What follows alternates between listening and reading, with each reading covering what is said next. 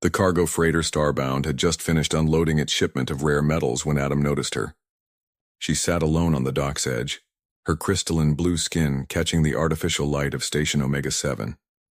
Her elegant form was hunched in what could only be described as defeat, and the traditional ceremonial robes of the Zalari people hung loosely around her shoulders like wilted flowers. Adam had been working the docks for 3 years now, ever since his discharge from the Colonial Marines. He'd seen plenty of alien species come and go through this remote trading station, but something about this particular Zalari woman struck him as profoundly sad. She appeared to be waiting for someone who would never come. "Hey there," Adam called out gently, approaching with the caution one might use with a wounded animal. "You okay?" The woman looked up, revealing eyes that shimmered like captured starlight. Her facial features were delicately angular, beautiful in an otherworldly way, but there was pain etched in every line of her expression. "I am fine, human," she replied in accented standard, her voice melodic despite her obvious distress. "I merely await transport home." Adam frowned. He'd been around enough to know when someone was lying, and this alien woman was definitely not fine. "I'm Adam," he offered, settling down on a nearby crate. "Mind if I ask what happened?" For a long moment she studied him with those luminous eyes. Finally she spoke. "I am Kenza of the Third Moon. I was, how do you say, promised in marriage to a merchant from Proxima Station, but when I arrived he took one look at me and declared me too old for his tastes." Her voice cracked slightly. "Among my people I am considered past the prime age for bonding. 28 cycles is apparently ancient by human standards as well." Adam nearly choked on his own saliva. 28? He was 32 himself and had never even come close to marriage. The absurdity of the situation struck him, but more than that, he felt a surge of anger at this unknown merchant's callousness. "That guy's an idiot," Adam said bluntly. "You're beautiful, and 28 isn't old by any stretch of imagination. Hell, I'm older than that." Kinza's eyes widened with surprise. You think I am beautiful?" "Are you kidding?" "You're stunning."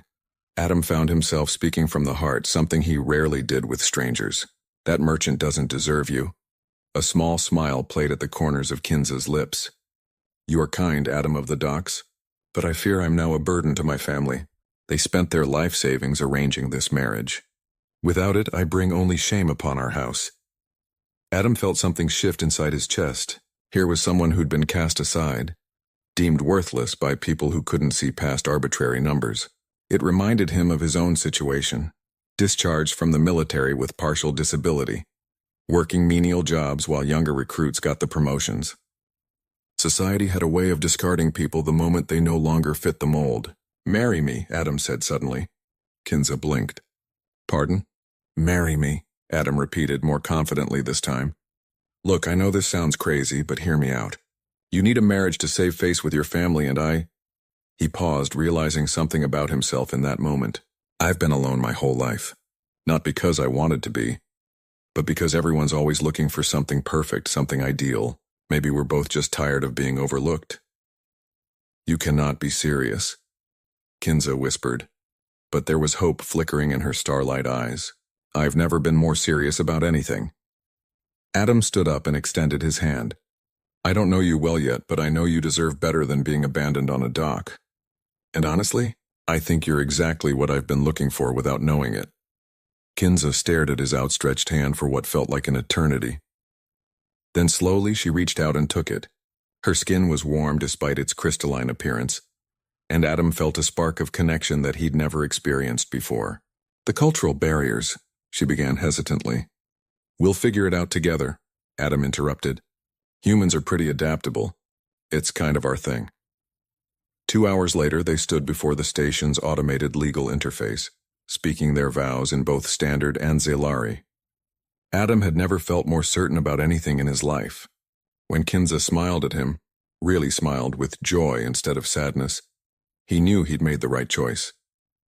"You realize," Kenza said as they walked hand in hand toward Adam's modest quarters, "that Zalari marriages are for life. Our lifespans are considerably longer than humans." "Good," Adam replied, squeezing her hand gently. "I plan on making every year count." 6 months later, Adam received a message from Kenza's family on the Third Moon. They had heard about her marriage to a human and wanted to express their gratitude. Apparently, the news had spread throughout their community, a story of a human who saw value where others saw only age, who offered love where others offered rejection. As Adam read the message aloud to Kenza in their now shared home, she curled up against his side, her crystalline skin warm against his shoulder. "Do you ever regret it?" she asked quietly. "Marrying a stranger on a dock?" Adam looked down at his wife, brilliant, kind, funny, and more beautiful every day, and smiled. "Best decision I ever made. Sometimes the best things in life are the ones you don't plan for." In the distance, another transport was arriving at the dock, but neither Adam nor Kenza paid it any attention. They had found exactly what they were looking for in the last place either had expected to find it. After all, humanity had always excelled at seeing potential where others saw only problems.